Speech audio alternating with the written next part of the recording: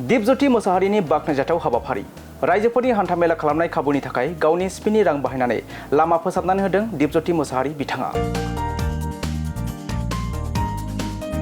जफादं ओनसोलनि दिरिङापुर गामिनिफ्राय बिसारपुरसिम थांनाय 1 किल'मिटारसो लामाखौ गावनि स्पिनि रां बाहायनानैनो सेन्ड ग्रेभेल गारनानै फोसाबदों दीपज्योति मोसाहारिया। रायजो राजाफोरनि मोजां खाबुनि थाखाय फोसाबना होदों मुसलपुर जिल्ला BSFनि नेहाथारि दीपज्योति मोसाहारि बिथाङा। मख'नो गोनांदि थांनाय गोलाव सम बे लामाखौ फोसाबनानै होनो थाखाय सरकारखौ खावलायबोदोंमोनब्लाबो नाथाय रावबो सरकारा गोसो होबोआखैमोन। थांनाय प्रमद बर' दैदेननाय इउ पिपल सरकारनि समाव बे लामाखौ लुफुंनानै होनो थाखाय अन्थाइ खाम्फा गायसंदोंमोनब्लाबो नाथाय आबुं महर मोननो हायाखै बे लामाया, जायनि थाखाय रायजो राजा फरायसा फरायसुलिफोरनि हान्थिनायाव गोबां जेंना नुजाथिदोंमोन। बेखौ नोजोर बोनानैनो खाबु जानाय बायदि मुसलपुर जिल्ला BSFनि नेहाथारि दीपज्योति मोसाहारिया बे लामाखौ सेन्ड ग्रेभेल गारनानै फोसाबनानै होयो। नोंथांमोननि चेनेलखौ धन्यबाद जासिहरग्रोबाय।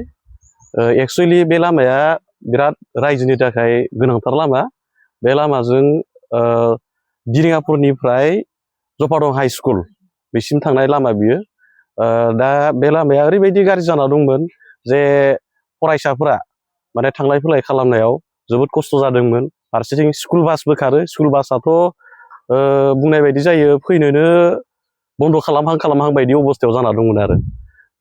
गमामायैनो बे लामाखौ थांनाय इउपिपिएल सरकारा लुफुंनो होननानै अन्थाइ खाम्फाबो गायसंलायदोंमोन, नाथाय बिथांमोना मावफुंलांनो हायाखिसै।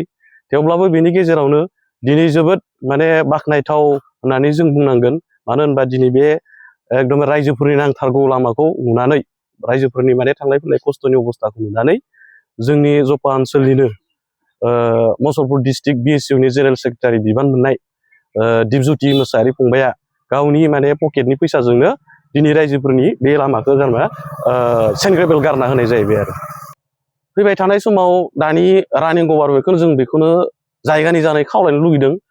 बिथांमोना जेन फदनो बे लामाखौ थाबैनो माने स्टेप लायो आरो रायजोफोरनि थाखाय बे लामाखौ लुफुंना होयो।